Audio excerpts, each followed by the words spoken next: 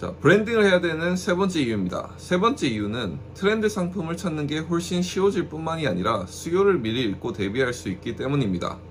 자, 이 트렌드 상품, 수요가 많은 제품이죠. 즉 사람들이 많이 찾는 물건이 뭔지를 굉장히 고민들을 많이 하시는데요. 타겟층을 중심점으로 잡아놓고 브랜딩을 하면 잘 팔리는 물건이 뭔지, 트렌드 상품이 뭔지 이리저리 갈팡질팡 뒷북치면서 돌아다닐 필요가 없다는 얘기입니다. 트렌드 제품을 찾는 게 왜 어렵냐면 두 번째 이유에서도 말씀드렸다시피 중심점이 없어서 그래요. 중심점이.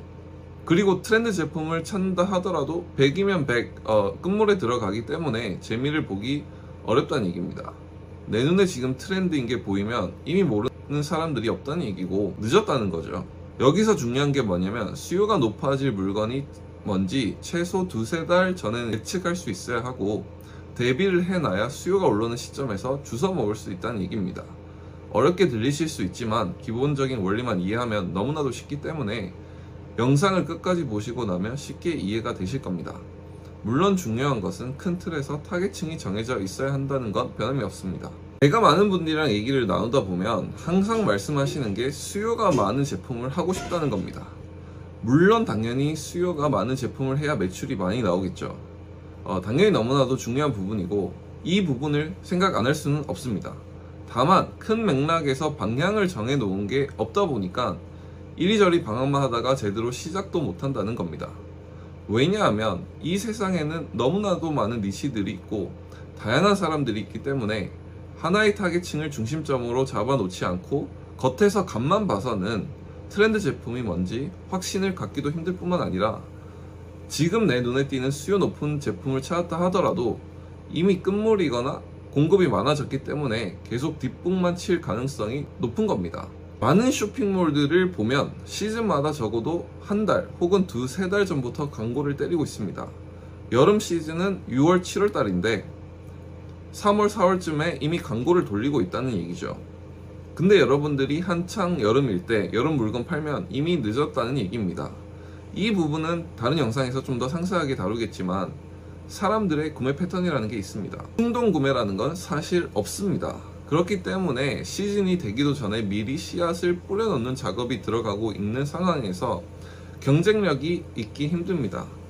이 부분은 다른 영상에서 좀 더 심도 있게 다뤄보도록 하겠습니다. 그러면 수요를 어떻게 예측하냐, 이 부분을 좀 더 설명드리겠습니다. 지금부터 설명드릴 내용은 너무나도 뻔한 얘기지만 정말 많은 분들이 이 부분에 대해서 놓치고 있기 때문에 정말 중요합니다.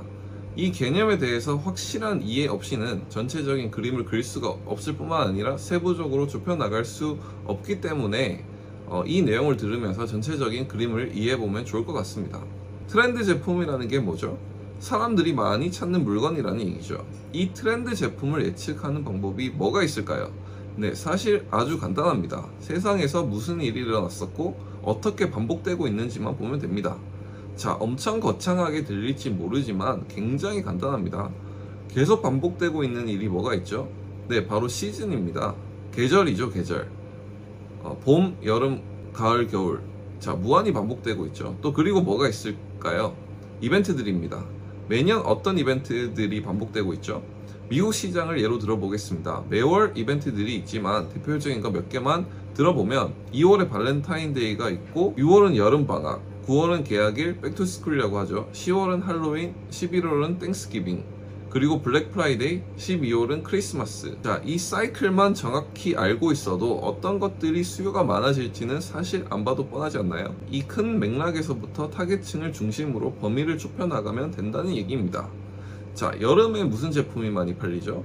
날씨가 당연히 더워지고 이제 휴가철이니까 반팔티, 슬리퍼, 수영복, 선글라스 등등이 팔리겠죠.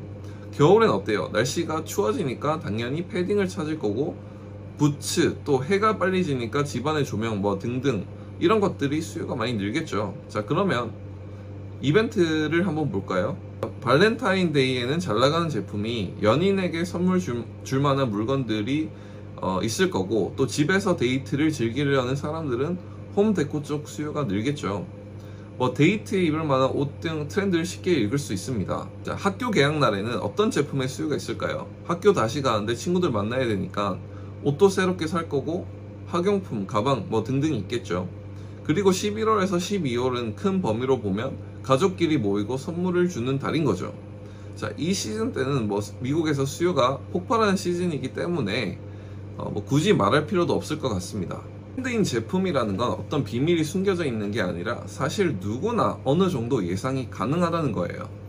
코로나 때는 어땠죠? 밖에 못 나가니까 집에서 하는 운동기구가 난리 났었죠.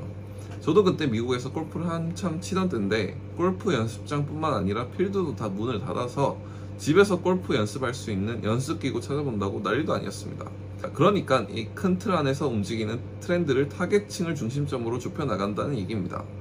골프면 골프 안에서 시즌과 이벤트에 따라서 변동이 되는 수요가 있을 거고 헬스, 낚시, 캠핑용품 등등 다 마찬가지라는 얘기입니다.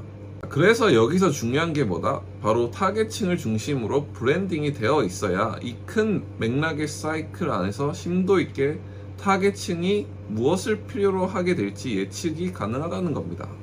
물론 100% 예측은 불가능하지만 이 타겟층이라는 중심점이 잡혀 있는 상태에서는 비교적 빠르게 대응해 나갈 수 있고 또 데이터가 쌓이면 쌓일수록 경쟁력이 높아진다는 얘기입니다. 지금 당장에 잘 팔리는 물건이 뭔지 수요가 높은 물건이 뭔지 겉에서 맴돌아서는 계속 뒷북만 칠 수밖에 없다는 얘기입니다. 그래서 마무리하면 우선 누구를 타겟으로 할 건지 그리고 이 시장에서 나는 어떤 차별화되는 포지셔닝을 잡을 것인지 이 두 개를 먼저 정하고 나서 트렌드 제품이 무엇일지 분석하고 예측해 나가고 경험하다 보면 그냥 잘 팔리는 물건만 찾아다니는 것보다 훨씬 더 쉬운 게임을 할 수 있을 뿐만 아니라 그냥 얻어 걸리기도 한다는 얘기입니다.